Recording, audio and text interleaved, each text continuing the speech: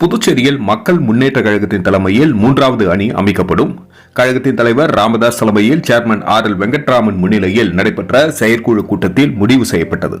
புதுச்சேரி மாநில மக்கள் முன்னேற்ற கழகத்தின் மாநில நிர்வாகம் மற்றும் செயற்குழு தொகுதி பொறுப்பாளர்கள் மற்றும் அணி தலைவர்கள் கூட்டம் ஏப்ரல் 6, 2025 ஞாயிற்றுக்கிழமை அன்று புதுச்சேரி தட்டாஞ்சாவடி VVP நகரில் அமைந்துள்ள தலைமை கழக அலுவலகத்தில் கழக தலைவர் மு. ராமதாஸ் தலைமையில் சேர்மன் RL வெங்கட்ராமன் முன்னிலையில் நடைபெற்றது. நிகழ்ச்சியில் மாநில பொதுச் செயலாளர் A. மு. ராஜன் அனைவரையும் வரவேற்றார். கூட்டத்தில் கட்சி வளர்ச்சிப் பணிகள் குறித்தும் கழகத்தின் எதிர்கால நடவடிக்கைகள் குறித்தும் விரிவாக கலந்து ஆலோசிக்கப்பட்டது. தொகுதி வாரியாக பொறுப்பாளர்கள் தலைமையில் தொகுதி கமிட்டி மற்றும் பூத் கமிட்டி அமைப்பது என்று முடிவு செய்யப்பட்டது.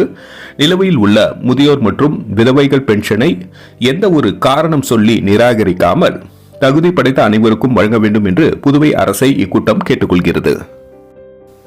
மேலும் நடந்து முடிந்த பட்ஜெட் கூட்டத்தொடரில் அறிவிக்கப்பட்ட கவர்ச்சி திட்டங்கள் அனைத்தும் மக்களை ஏமாற்றும் விதமாக 2026 சட்டமன்ற தேர்தலை மனதில் வைத்து அறிவித்து இருப்பதை தொகுதி வாரியாக மக்களை சந்தித்து எடுத்துக் கூறுவது என்றும் மக்கள் பிரச்சினைகளை முன்வைத்து தொகுதி வாரியாக போராட்டம் நடத்துவது என்றும் கூட்டத்தில் முடிவு செய்யப்பட்டது. புதுச்சேரியில் சட்டமன்ற தேர்தலுக்கு முன்பாகவே உள்ளாட்சி தேர்தலை நடத்த வேண்டும் என்று இக்கூட்டம் அரசை கேட்டுக்கொள்கிறது. மாநில அந்தஸ்து சம்பந்தமாக முதல்வர் ரங்கசாமி தலைமையில் அனைத்து கட்சி சட்டமன்ற உறுப்பினர்கள் குழுவுடன் நேரடியாக டெல்லி சென்று பிரதமரையும் உள்துறை அமைச்சரையும் நேரில் சந்தித்து வலியுறுத்த வேண்டும் என்று முதல்வர் அவர்களை இக்கூட்டம் கேட்டுக்கொள்கிறது.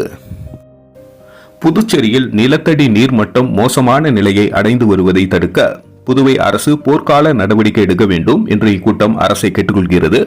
6 மதுபான தொழிற்சாலைக்கு அனுமதி என்பது புதுச்சேரியின் நிலத்தடி நீர் வெகுவாக உறிஞ்சப்பட்டு எதிர்காலத்தில் புதுச்சேரி பாலைவனமாக மாறக்கூடிய சூழ்நிலை ஏற்படும். ஆகவே புதுச்சேரி துணைநிலை ஆளுநர் அவர்கள் மதுபான தொழிற்சாலை அனுமதியை மக்கள் நலன் கருதி நிராகரிக்க வேண்டும் என்று இக்கூட்டம் கேட்டுக்கொள்கிறது.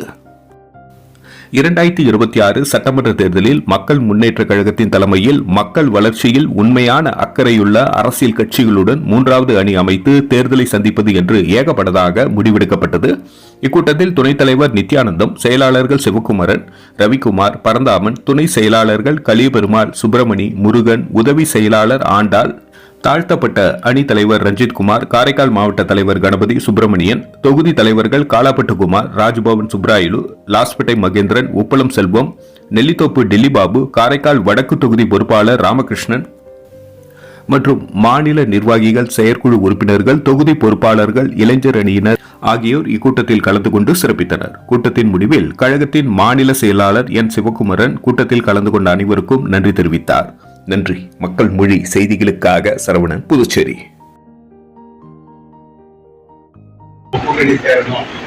நாம் ஒரு அணியை உருவாக்கணும் அவர் நினைக்க மாட்டாங்க. உண்மையில்லாத கட்சியா இருந்தா, மக்களிடம் இன்னும் பரவாத கட்சியா இருந்தா, இந்த கட்சிக்கு நல்ல நோக்கம் இல்லைன்னா அவர் நம்மளுக்கு வர வேண்டிய அவசியம் இல்லையே. அதுதான் பெராமீட்டர். எது மெஷர்மெண்ட் அப்படின்னா மற்ற கட்சிக்காரர்கள் நம்மளை எப்படி பாக்குறாங்க. 1 வருஷத்துக்கு 1.5 வருஷத்துக்கு நம்ம கட்சி ஆரம்பிச்ச ஒரு 3-4 மாசத்துக்கு என்ன வருதுன்னா எல்லாரும் சொன்னீங்க இப்படிதான் இருக்கணும், இதெல்லாம் போகணும், இந்த சட்டத்தில் எல்லாமே நியாயமான விஷயம். அவங்களுடைய தனிப்பட்ட கருத்து கரெக்டா சொல்றீங்க.